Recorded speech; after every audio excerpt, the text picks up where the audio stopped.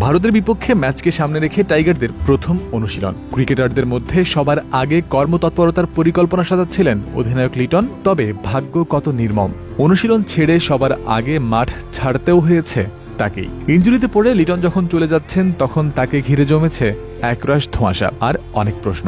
কতটা গুরুতর তার ইনজুরি, কত সময় লাগবে সেরে উঠতে, বড় প্রশ্ন ভারতের বিপক্ষে ম্যাচের আগে ফুল ফিট হয়ে উঠতে পারবেন তো টাইগার ক্যাপ্টেন?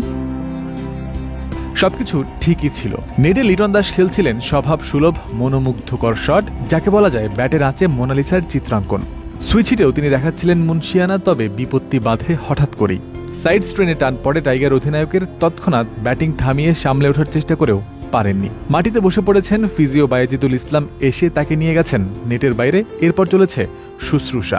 সতীর্থের এই অবস্থা দেখে বোলিং বাদ দিয়ে ছুটে এসেছেন তাসকিন আহমেদ। খোঁজ খবর নিয়েছেন লিটনের, সাধ্যমতো প্রয়োজনীয় পরামর্শও দিলেন হয়তো। এরপর তাসকিন আবার ফিরেছেন অনুশীলনে। তবে লিটন আর ফিরতে পারেননি। কাঁধে ব্যাগ নিয়ে তাকে হাঁটা ধরতে হয়েছে বাইরের দিকে। পুরো দলের অনুশীলন তখনও চলমান।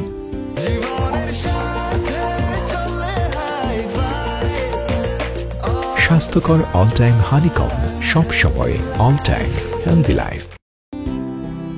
ভারতের বিপক্ষে দুবাইয়ে বাংলাদেশ খেলতে নামবে 24 সেপ্টেম্বর। মাঝে 23 তারিখ পুরো দিনটা রয়েছে। এর মধ্যেই লিটন সম্পর্কিত প্রয়োজনীয় ব্যবস্থা নিতে হবে দলকে। যদিও আপাত দৃষ্টিতে মনে হয়েছে খুব একটা গুরুতর নয় লিটনের ইনজুরি। বিশ্রাম আর সেবার মাঝে থাকলেই ফুল ফিট হতে সময় লাগার কথা না। ভক্তদের জন্য যা আসার কথা। দলের পক্ষ থেকে আনুষ্ঠানিকভাবে এ বিষয়ে এই প্রতিবেদন তৈরির সময় পর্যন্ত জানানো হয়নি কিছুই। তবে ভারতের বিপক্ষে বিগ ম্যাচে যে লিটনকে লাগবেই, এ বিষয়ের কোনো বিকল্প নেই। অতীতে ভারতকে কাঁপিয়ে দেওয়ার মতো পারফরম্যান্স দেখানোর অভিজ্ঞতা লিটনের রয়েছে। তার ব্যাট জ্বলে উঠলে বেড়ে যায় বাংলাদেশের সফলতার সম্ভাবনাও। যদিও 2018 এশিয়া কাপের ফাইনালে সেঞ্চুরি অথবা 2022 টি-20 বিশ্বকাপে তার ঝোড়ো 50-র পরেও জয় ছিনিয়ে আনতে পারেনি বাংলাদেশ, তরি ডুবেছিল তীরে এসে।